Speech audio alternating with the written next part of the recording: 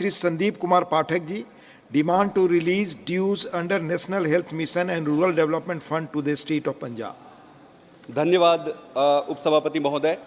आज मैं पंजाब के संदर्भ में एक बहुत महत्वपूर्ण मुद्दा आपके समक्ष और आपके माध्यम से इस पूरे देश और सदन के सामने रखना चाहता हूं। सर, पंजाब का बहुत सारा पैसा केंद्र सरकार के पास अटका हुआ है। केंद्र सरकार ने वो पैसा रोक के रखा हुआ है।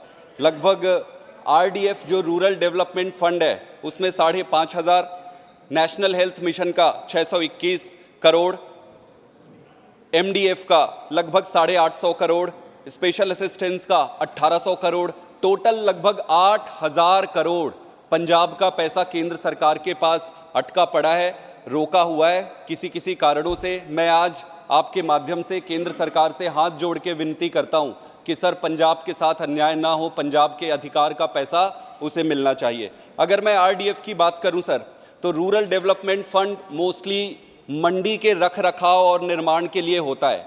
इसके साथ साथ लगभग 67 किलोमीटर मंडी के आसपास का जो रोड होता है, सड़कें होती है, उसकी रख रखाव के लिए होती है। पिछली सरकारों ने किसी भी कारण से वो पैसा किसी दूसरी चीज़ों में खर्च कर लिया, तो केंद्र सरकार ने वो पैसा रोक दिया कि भाई आप उसको सही उपयोग नहीं कर रहे हो। बिल्कुल सही है, लेकिन अब सरकार बदल गई है। पंजाब की जनता का हक सिर्फ इसलिए कि पिछली सरकार से एक गलती हुई होगी या जो भी कारण रहे होंगे, रोका नहीं जा सकता है। मेरा ये मानना है कि इसमें कई बारी चिट्ठी लिखी गई, केंद्र सरकार ने बड़े सकारात्मक तरीके से उत्तर भी दिए कि भाई आप नियम बनाइए कि उस पैसे को सही जगह उपयोग करोगे। पंजाब सरकार ने नियम बनाया, नियम के बाद केंद्र सरकार ने सहमति भी दे दी।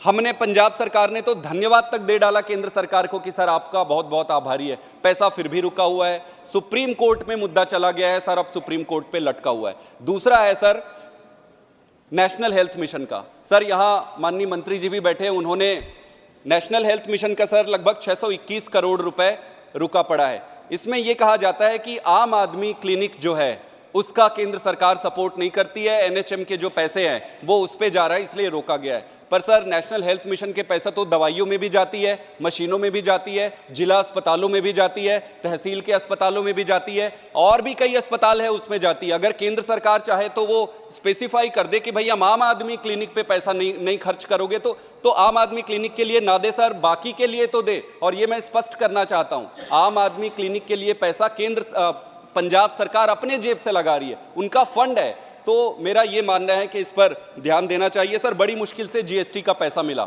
इसके लिए मैं केंद्र सरकार को धन्यवाद देना चाहता हूं। अगर वो नहीं भी देते तो हम क्या कर लेते, सुप्रीम कोर्ट का चक्कर लगाते रहते।